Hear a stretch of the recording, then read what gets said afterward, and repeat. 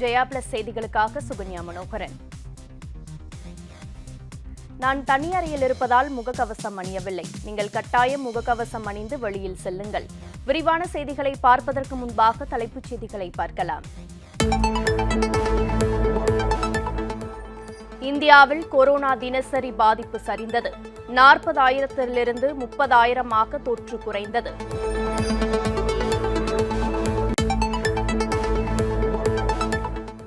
தமிழகத்தில் நாளை பள்ளிகள் திறப்பு. மாணவர்கள் பள்ளிக்கு வருவது கட்டாயமில்லை என பள்ளிக் கல்வித்துறை அமைச்சர் பேட்டி.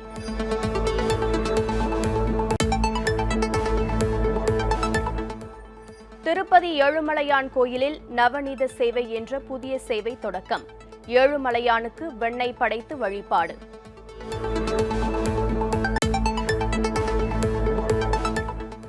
பெங்களூருவில் நடந்த பயங்கர கார் விபத்து. ஒசூர் எம்எல்ஏ மகன் உட்பட 7 பேர் மரணம்.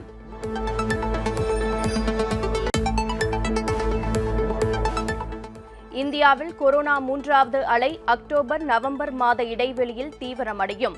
பெரிய அளவில் தாக்கம் இருக்காது என ஐஐடி விஞ்ஞானி தகவல்.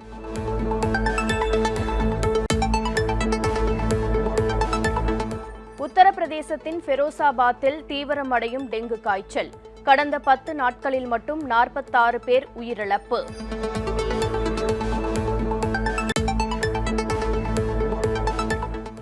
கொசு தொல்லை, குடி பிரச்சினை இல்லாத போதும் சாலை பிரச்சினையால் இன்னலுக்கு ஆளாகியுள்ள மலைவாழ் மக்கள். மதுரை அருகே உள்ள மலை கிராமத்தில் நீடிக்கும் அவலம்.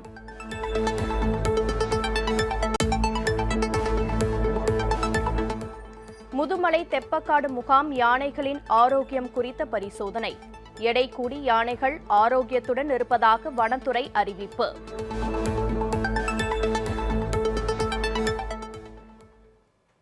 இனி விரிவான செய்திகள். இந்தியாவில் கொரோனா தினசரி பாதிப்பு எண்ணிக்கை கடந்த 5 நாட்களாக 40,000 கடந்த நிலையில் இன்று 30,000 என்ற அளவுக்கு சரிந்துள்ளது. நாடு முழுவதும் கடந்த 24 மணி நேரத்தில் 30,941 பேருக்கு புதிதாக கொரோனா தொற்று ஏற்பட்டுள்ளது. இதன் மூலம் கொரோனா பாதிப்பு மொத்த எண்ணிக்கை 3,27,68,880 உயர்ந்துள்ளது. கடந்த 24 மணி நேரத்தில் 350 பேர் தொற்றுக்கு மரணமடைந்து உள்ளதாகவும், இதன் மூலம் கொரோனா மொத்த பலி எண்ணிக்கை 4,38,560 அதிகரித்துள்ளதாகவும் மத்திய சுகாதாரத்துறை அமைச்சகம் கூறியுள்ளது. 3,70,640 பேர் மருத்துவமனைகளில் கொரோனாவுக்கு சிகிச்சை பெற்று வருவதாகவும், இதுவரை 3,19,59,680 பேர் கொரோனா தொற்றிலிருந்து குணமடைந்துள்ளதாகவும், நேற்று ஒரே நாளில் 36,275 பேர் தொற்றிலிருந்து மீண்டுள்ளதாகவும் தெரிவிக்கப்பட்டுள்ளது. இதனிடையே இன்று காலை 8 மணி நிலவரப்படி நாடு முழுவதும் 64,528,644 டோஸ் கொரோனா தடுப்பூசிகள் போடப்பட்டுள்ளதாக மத்திய சுகாதாரத்துறை கூறியுள்ளது.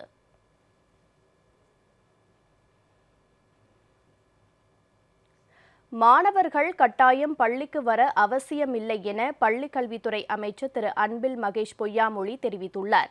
சென்னை திருவல்லிக்கேணியில் உள்ள லேடி வெல்லிங்டன் பள்ளிக்கூடத்தை ஆய்வு செய்த பின்னர் செய்தியாளர்களை சந்தித்த அவர், பெற்றோர் தயக்கமின்றி மாணவர்களை பள்ளிக்கு அனுப்ப வேண்டும் என கேட்டுக்கொண்டார்.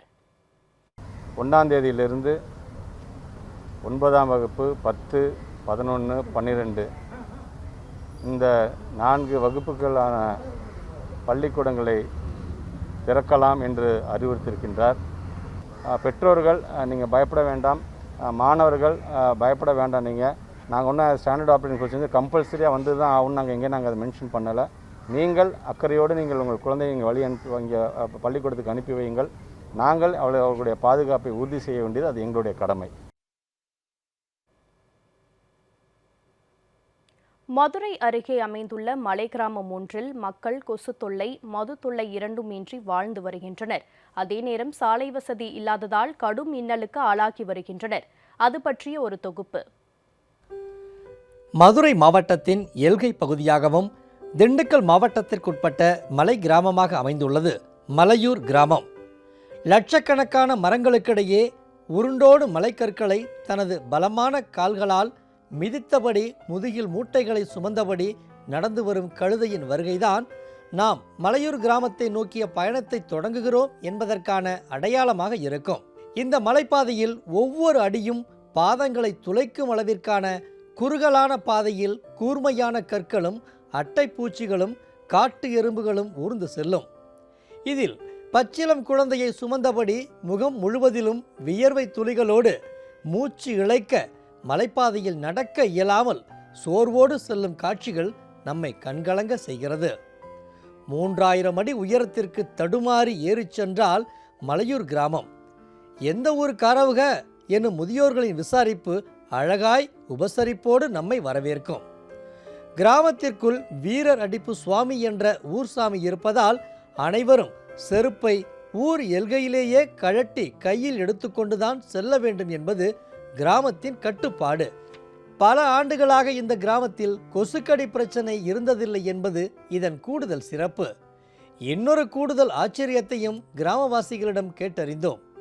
இந்த ஊரின் மேல் காக்காக்கள் பறப்பதில்லை என்பதுதான் அது. கிராமவாசிகளை பாம்பு, தேள் போன்ற விஷ ஜந்துகள் கடித்தாலும் விஷம் ஏறாது என்று கூறி நம்மை ஆச்சரியப்படுத்தி கொண்டே செல்கின்றனர். தங்கள் கிராமத்தில் உள்ள சுனை நீர் மருத்துவ குணம் கொண்டதால் இப்படி ஒரு பலன் கிடைப்பதாக கூறுகின்றனர். கிராமத்தின் மிக முக்கிய கட்டுப்பாடு யாரும் மது அருந்தக்கூடாது, இயற்கை முறையில் விவசாயம் செய்ய வேண்டும் என்பதுதான். சுமார் 250 குடும்பங்களுக்கு மேல் வசிக்கும் இந்த மலை கிராமத்திற்கு சாலை வசதி இல்லை. பல்வேறு சிறப்புகள் இருந்தும் இருள் சூழ்ந்த உயரமான மலையில் வசிப்பதால் இங்குள்ள பெண்களை மணமுடிப்பதற்கு யாரும் முன் வருவதில்லை. இளைஞர்களுக்கும் பெண் கிடைப்பதில்லை. சிறுவர்கள் பள்ளிக்கு செல்ல முடியாமல் இடைநிற்றலும் அதிகரித்துள்ளது. இதுவரைக்கும் காகம் பறகுது. எங்கள் பழைய காலத்துலேருந்து ஆதி காலத்துலேருந்து பூச்சி கடிச்சா விஷம் இல்லை. அப்படி இருக்கும்போது எங்கள் ஊரில் ஒரு கோயில், ஐயனார் கோயில் இருக்குது. அங்கே தண்ணி இருக்குது. அந்த தண்ணி பசை பச்சைன்னு இருக்கும். அதுனா சுத்தமாக நல்லா இருக்கும். அதை சாப்பிட்டு பூச்சி அடித்து கழுவி விட்டு 3 முறை குடித்தா அந்த விஷம் கழிஞ்சிடும். எனக்கு விவரம் தெரிஞ்சு எனக்கு வயசு 71 72 வயசாச்சு. இது வரைக்கும் அந்த மாதிரி இல்லை. இந்த இதெல்லாம் அதுதான். மற்ற பாத வசதிகள் ஒன்று அதுவும் இல்லை. மற்ற கர்ப்பிணி பெண்களாக இங்கே நாங்கள் அவசரத்துக்கு தூக்கிட்டு தான் போக முடியிருக்கோம். எத்தனையோ ஆண்டு காலமாச்சு எங்களுக்கே தெரியாது. இது வரைக்கும் எந்த வசதி வாய்ப்பும் கிடையாது. பாத வசதி இல்லை. மற்ற போக்குவரத்து எதுக்குமே எந்த விதமான இது இல்லை. ரோடு வசதி ஒன்று தான் வேணும். அதுதான் ரொம்ப கஷ்டமாக இருக்குது. குழந்தைங்கள வச்சுக்கிட்டு தடுப்பூசி போட போகிறது, இந்த மாதிரி ஒரு சளி பிடிச்சா காய்ச்சல், இந்த மாதிரி குழந்தைங்களுக்கு வந்தால் எங்கள் நல்லா நடக்க முடியலை. ரோடு வசதி கண்டிப்பாக எங்களுக்கு வேணும். தண்ணி தூக்குறது சிரமமாக இருக்குது. ரோடு வசதி இருந்தால் எல்லாம் கொஞ்சம் ஈஸியாக இருக்கும். ஹாஸ்பிட்டல் வேணும். ரொம்ப சிரமம். குழந்தைகளை வச்சுட்டு பொதுவாக நாங்கள் மலையில் நடக்கவே முடியலை.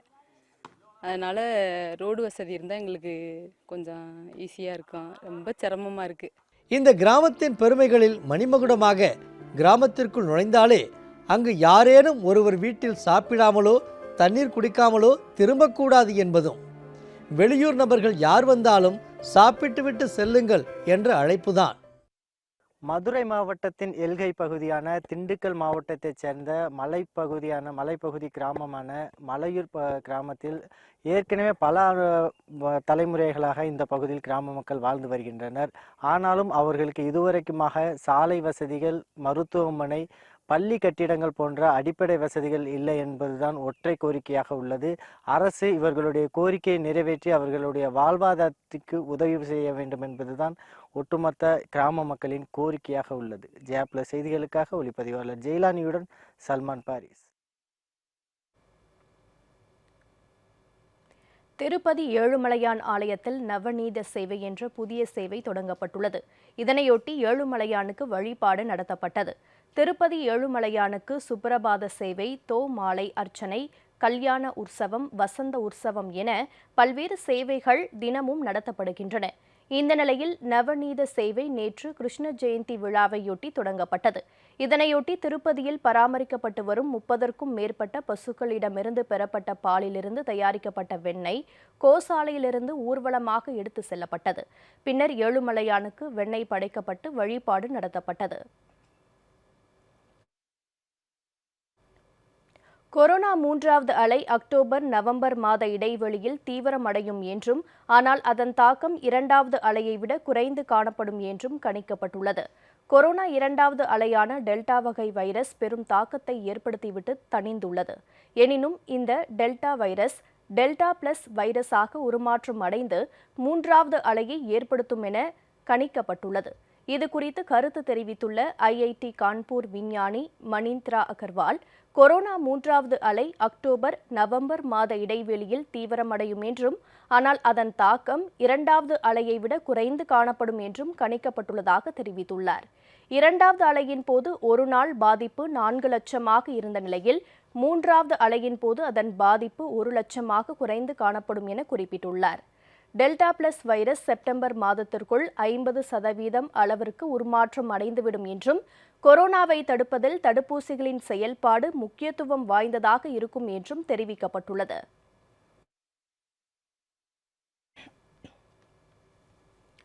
திருப்பூரில் வீடு மற்றும் கடைகளில் நடந்த கொள்ளை சம்பவம் தொடர்பான சிசிடிவி காட்சிகள் வெளியாகியுள்ளன. திருப்பூர் பெருந்தொழுவு பகுதியில் அமைந்துள்ள பொன்னுலிங்கம் என்பவரின் துணிக்கடைக்கு ஒரு பெண்ணும் சிறுவன் ஒருவனும் வாடிக்கையாளர் போல் சென்றனர். இருவரும் கடையில் 250 ரூபாய்க்கு பொருட்களை வாங்கிக் கொண்டு 2000 ரூபாயை கொடுத்து பணம் செலுத்திவிட்டு மீதி பணத்தை வாங்கிச் சென்றனர். பின்னர் சிறிது நேரத்திலேயே மீண்டும் கடைக்கு திரும்பி வந்து வாங்கிய பொருட்களை திருப்பி கொடுத்துவிட்டு பணத்தை பெற்ற அவர்கள் பணியாளர்களின் கவனத்தை திசை திருப்பி கடையிலிருந்து ஒரு ஆடையை திருடிச் சென்றனர். இந்த காட்சி அங்கிருந்த சிசிடிவியில் பதிவாகியிருந்தது. இதேபோல் திருப்பூர் முத்தனம்பாளையம் தீரன் சின்னமலை நகரில் வசிக்கும் ராமசாமி என்பவரின் வீட்டில் கடந்த சில வாரங்களாக தொடர்ந்து பணம் காணாமல் போனதாக கூறப்படுகிறது. இதனால் அதிர்ச்சியடைந்த அவர் தனது வீட்டில் கண்காணிப்பு கேமராவை பொருத்தியுள்ளார். அண்டை வீட்டில் வசிக்கும் கௌரீஸ்வரன் என்பவர் இதை அறியாததால் வழக்கம் போல் ராமசாமியின் வீட்டிற்குள் புகுந்து மேஜை லாக்கரில் வைக்கப்பட்டிருந்த 5000 ரூபாய் பணத்தை திருடி சென்றுள்ளார். இதுகுறித்த புகாரில் கௌரீஸ்வரனை போலீசார் கைது செய்து சிறையில் அடைத்தனர்.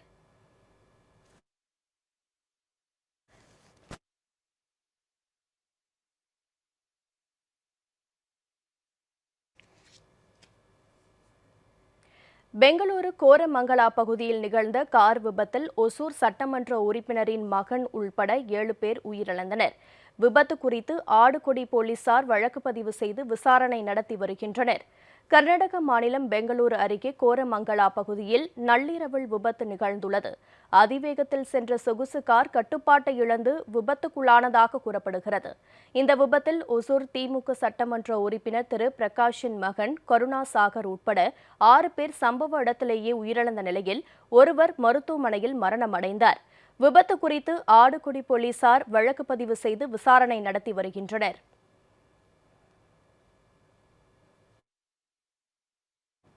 மைசூர் சாமுண்டி மலையடிவாரத்தில் கூட்டு பாலியல் வன்முறைக்கு உள்ளாக்கப்பட்ட பெண் வாக்குமூலம் கொடுக்காமலேயே குடும்பத்துடன் ஊரை காலி செய்து விட்டதாக கர்நாடக போலீசார் தெரிவித்துள்ளனர்.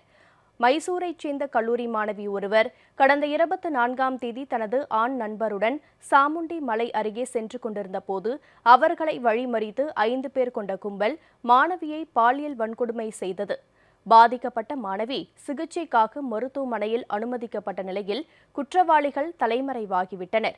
கர்நாடகாவில் பெரும் அதிர்வலைகளை ஏற்படுத்திய இந்த சம்பவத்தில் ஒரு சிறுவன் உள்ளிட்ட தமிழகத்தைச் சேர்ந்த 5 பேர் கைது செய்யப்பட்டனர்.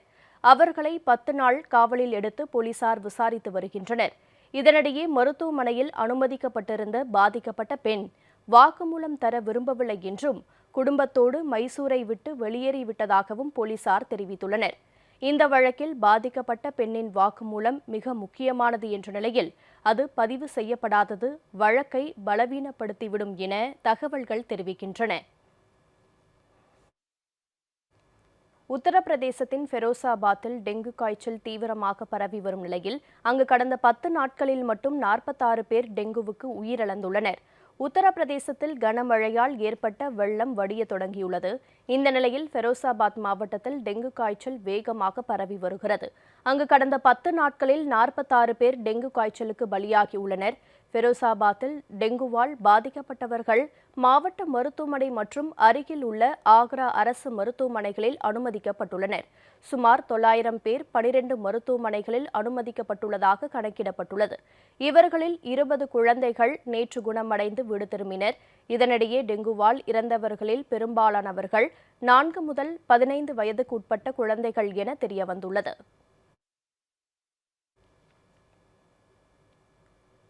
ஆப்கானிஸ்தானில் இருந்து அமெரிக்க படைகள் முற்றிலும் வாபஸ் பெறப்பட்ட நிலையில் கடைசி அமெரிக்க வீரர் ஆப்கானிலிருந்து வெளியேறும் புகைப்படம் வெளியிடப்பட்டுள்ளது. ஆப்கானிஸ்தானில் இருந்து கெடு முடிவடைவதற்கு முன்பே அமெரிக்க படைகள் முற்றிலும் வாபஸ் பெறப்பட்டுள்ளன. இதனை அமெரிக்க அதிபர் ஜோ பைடன் உறுதி செய்துள்ளார். இதற்கு அடையாளமாக தலைநகர் காபூலிலிருந்து கடைசி அமெரிக்க வீரர் வெளியேறும் புகைப்படம் வெளியிடப்பட்டுள்ளது. இதுகுறித்து அமெரிக்க பாதுகாப்புத்துறை வெளியிட்டுள்ள செய்தியில், காபூலில் அமெரிக்க படைகளின் நடவடிக்கை முடிந்ததன் அடையாளமாக கடைசி அமெரிக்க வீரராக மேஜர் ஜெனரல் கிறிஸ் நேற்று C-17 ரக விமானத்தில் அங்கிருந்து புறப்பட்டதாக தெரிவிக்கப்பட்டுள்ளது. அமெரிக்க வீரர் ஆயுதங்களுடன் ராணுவ சீருடை அணிந்து ஆப்கானிஸ்தானிலிருந்து வெளியேறும் புகைப்படம் இணையதளத்தில் வைரலாகி வருகிறது. ஆப்கானிலிருந்து அமெரிக்க ராணுவம் முழுமையாக வெளியேறியதால் ஆப்கானிஸ்தான் முழு சுதந்திரம் அடைந்துவிட்டதாக கூறி அங்குள்ள தலிபான் தீவிரவாதிகள் வானை நோக்கி துப்பாக்கியால் சுட்டு தங்களது மகிழ்ச்சியை வெளிப்படுத்தினர். ஆப்கானிஸ்தானிலிருந்து அமெரிக்க ராணுவத்தின் கடைசி விமானம் இந்திய நேரப்படி அதிகாலை 1 மணி அளவில் புறப்பட்டதாக அமெரிக்க ராணுவ ஜெனரல் கெனத் கூறினார். அமெரிக்க படைகள் ஆப்கானிஸ்தான் நாட்டை விட்டு வெளியேறியதை தலிபான்களின் செய்தி தொடர்பாளர் உறுதி செய்துள்ளார். இந்த நிலையில் அமெரிக்க ராணுவ விமானங்கள் ஆப்கானிலிருந்து முழுமையாக வெளியேறியதை தலிபான்கள் உற்சாகமாக கொண்டாடி வருகின்றனர்.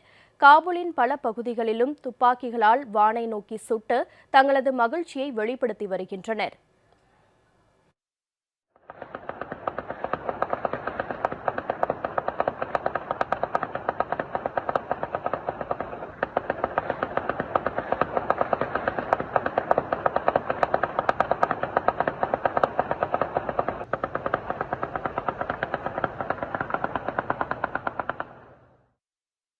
இருபது ஆண்டுகளுக்கு பிறகு ஆப்கானிஸ்தானிலிருந்து அமெரிக்க படைகள் முழுமையாக வெளியேறியதால் ஆப்கான் முழு சுதந்திரம் அடைந்துவிட்டதாக தலிபான்கள் அறிவித்துள்ளனர்.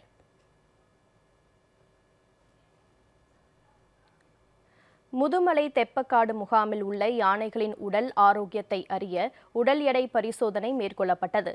முகாமில் உள்ள யானைகள் உடல் எடை கூடி ஆரோக்கியத்துடன் இருப்பதாக வனத்துறையினர் தெரிவித்துள்ளனர். நீலகிரி மாவட்டம் முதுமலை புலிகள் காப்பகத்தில் அமைந்துள்ள தெப்பக்காடு மற்றும் அபயரண்யம் யானைகள் முகாமில் 28 வளர்ப்பு யானைகள் பராமரிக்கப்பட்டு வருகின்றன. இந்த யானைகளுக்கு காலை மாலை என 2 வேளைகளிலும் ஊட்டச்சத்து உணவுகள் மற்றும் மருந்துகள் வழங்கப்பட்டு வனப்பகுதியில் விடப்படுகின்றன. 3 மாதத்திற்கு ஒருமுறை யானைகளின் எடை கணக்கிடப்பட்டு அதற்கேற்ப உணவுகளை வழங்க நடவடிக்கை எடுக்கப்படும். அதன்படி நேற்று தோரப்பள்ளியில் யானைகளுக்கு உடல் எடை பரிசோதனை மேற்கொள்ளப்பட்டது. 28 வளர்ப்பு யானைகளில் பல யானைகளுக்கு மதம் பிடித்திருந்தாலும் சில யானைகள் பல்வேறு பகுதிகளில் காட்டு யானைகளை விரட்ட அழைத்து செல்லப்பட்டிருப்பதாலும் மீதமுள்ள 11 யானைகளுக்கு நேற்று எடை போடப்பட்டது. எடை பரிசோதனைக்கு உட்படுத்தப்பட்ட 11 யானைகளும் எடை கூடி ஆரோக்கியத்துடன் இருப்பதாக வனத்துறையினர் தெரிவித்துள்ளனர்.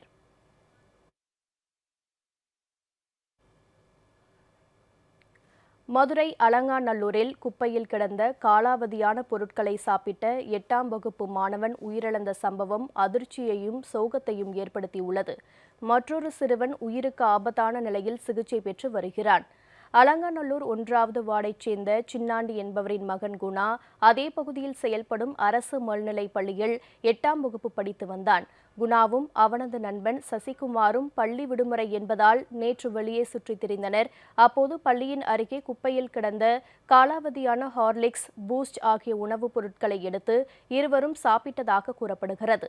அவற்றை சாப்பிட்ட சிறிது நேரத்திலேயே சிறுவர்கள் இருவருக்கும் வாந்தி, மயக்கம் ஏற்பட்டதால் தனியார் மருத்துவமனையில் சிகிச்சைக்கு சேர்க்கப்பட்டனர்.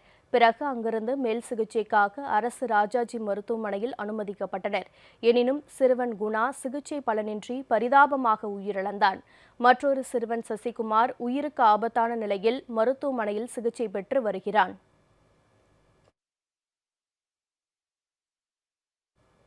ஆப்கானிஸ்தானை தலிபான்கள் கைப்பற்றியதை அடுத்து ஜம்மு காஷ்மீரில் கடந்த ஒரு மாதத்தில் தீவிரவாதிகளின் ஊடுருவல் அதிகரித்துள்ளதாக தகவல் வெளியாகியுள்ளது.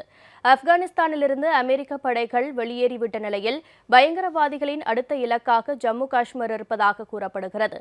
கடந்த ஒரு மாதத்தில் மட்டும் 6 குழுக்களாக சுமார் 25 முதல் 30 தீவிரவாதிகள் ஜம்மு காஷ்மீரில் தஞ்சமடைந்துள்ளதாக பல்வேறு தகவல்களின் மூலம் அறியப்பட்டுள்ளதாக தெரிவிக்கப்படுகிறது.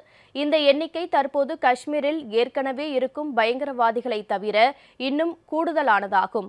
இதனால்தான் கடந்த ஒரு மாதமாக ஜம்மு காஷ்மீரில் வன்முறைகள் கணிசமாக அதிகரித்துள்ளதாக கூறப்படுகிறது.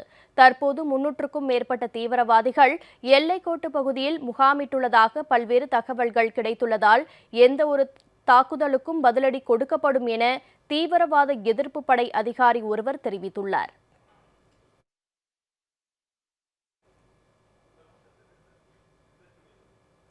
இனிவரும் நிகழ்வுகள் சிலவற்றை வேகச் செய்திகளாக காண்போம். புதுச்சேரியில் சுருக்கு வலை பயன்பாடு பிரச்சினையில் மீனவர்களிடையே ஏற்பட்ட மோதல் தொடர்பாக வீராம்பட்டினம் மீனவ பிரதிநிதிகளிடம் உள்துறை அமைச்சர் நமச்சிவாயம் மற்றும் மீன்வளத்துறை அமைச்சர் லட்சுமி நாராயணன் ஆகியோர் பேச்சுவார்த்தை நடத்தினர். அப்போது பிற மீனவ கிராமங்களுடன் மோதல் போக்கை கடைபிடிக்க வேண்டும் என மீனவர்களுக்கு அமைச்சர்கள் அறிவுறுத்தினர். அடுத்த கட்டமாக நல்லவாடு மற்றும் வம்பாகிரிபாளையம் மீனவ பிரதிநிதிகளுடன் தனித்தனியே பேச்சுவார்த்தை நடத்திய பின்னர் 3 மீனவ கிராம பிரதிநிதிகளுடன் அமைதி பேச்சுவார்த்தை நடத்த அமைச்சர்கள் திட்டமிட்டுள்ளனர்.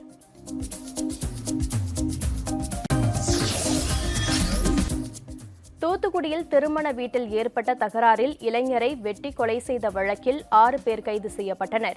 தூத்துக்குடி தெர்மல் நகரைச் சேர்ந்தவர் ராஜேஷ். இவரை திருமண வீட்டில் ஏற்பட்ட தகராறு காரணமாக ஒரு கும்பல் வெட்டி கொலை செய்தது. இந்த கொலை தொடர்பாக வழக்கு பதிவு செய்து சிசிடிவி காட்சியை வைத்து விசாரணை நடத்திய போலீசார் அதே பகுதியைச் சேர்ந்த ராஜபாண்டி, முத்துக்குமார் உள்ளிட்ட 6 பேரை கைது செய்தனர்.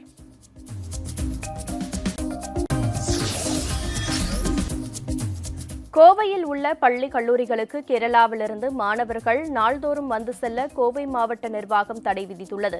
கோவையில் உள்ள பள்ளி மற்றும் கல்லூரிகளில் கேரள மாநிலத்தைச் சேர்ந்த மாணவ மாணவிகள் அதிக அளவில் கல்வி பயில்கின்றன. இந்த நிலையில் கேரளாவிலிருந்து மாணவர்கள் நாள்தோறும் கோவைக்கு வந்து செல்ல தடை விதிக்கப்பட்டுள்ளது.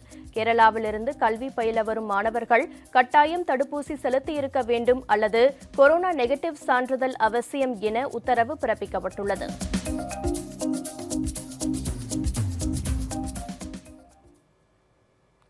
டோக்கியோ பாரா ஒலிம்பிக் போட்டியில் ஆண்கள் ஈட்டி எறிதலில் இந்திய வீரர் சுமித் ஆண்டல் தங்கம் வென்றார்.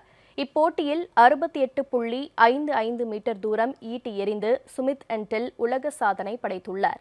இதன் மூலம் 7 பதக்கங்களுடன் இந்தியா பதக்கப்பட்டியலில் 26வது இடத்தில் உள்ளது. டோக்கியோவில் நடைபெற்று வரும் பாரா ஒலிம்பிக் போட்டியில் ஆண்கள் ஈட்டி எறிதல் F64 போட்டி நேற்று நடைபெற்றது. F64 என்பது கால்களை இழந்த தடகள வீரர்கள் செயற்கை கால்களுடன் பங்கேற்கும் பிரிவு ஆகும். இதில் பங்கேற்ற இந்திய வீரர் சுமித் ஆண்டல் தனது 5வது வாய்ப்பில் 68.55 மீட்டர் தூரத்திற்கு ஈட்டி எறிந்து உலக சாதனை படைத்ததோடு தங்கப்பதக்கத்தையும் வென்று அசத்தினார். முன்னதாக 62.88 மீட்டர் தூரத்திற்கு ஈட்டி எறிந்ததே அவரது சாதனையாக இருந்தது. நேற்று ஒரே நாளில் இந்தியாவுக்கு 2 தங்கப் பதக்கங்கள் கிடைத்துள்ளன. முன்னதாக நடைபெற்ற மகளிருக்கான 10 மீட்டர் ஏர் ரைபிள் பிரிவில் இந்திய வீராங்கனை அவனி லெக்கேரா தங்கப்பதக்கம் வென்றார். மேலும் பாரா ஒலிம்பிக்கில் தங்கப்பதக்கம் வென்ற முதல் இந்திய வீராங்கனை என்ற பெருமையும் அவானி பெற்றுள்ளார். நேற்று முன்தினம் வரை இந்தியாவுக்கு 2 வெள்ளி பதக்கங்கள் கிடைத்திருந்த நிலையில் நேற்று ஒரே நாளில் 2 தங்கம், 2 வெள்ளி மற்றும் 1 வெண்கலம் என 5 பதக்கங்கள் கிடைத்துள்ளன. வட்ட எறிதல் போட்டியில் இந்திய வீரர் வினோத்குமார் வென்ற வெண்கலப் பதக்கம் திரும்பப் பெறப்பட்டதால் 2 தங்கம், 4 வெள்ளி மற்றும் 1 வெண்கலம் என 7 பதக்கங்களுடன் இந்தியா பதக்கப்பட்டியலில் 26வது இடத்தில் உள்ளது. பாரா ஒலிம்பிக் போட்டிகளில் இதுவரை 4 பதக்கங்கள் வென்றதே இந்தியாவின் அதிகபட்ச சாதனை என்பது குறிப்பிடத்தக்கது. தொடர்ந்து இணைந்திருங்கள் ஜெயா பிளஸ் தொலைக்காட்சியுடன்.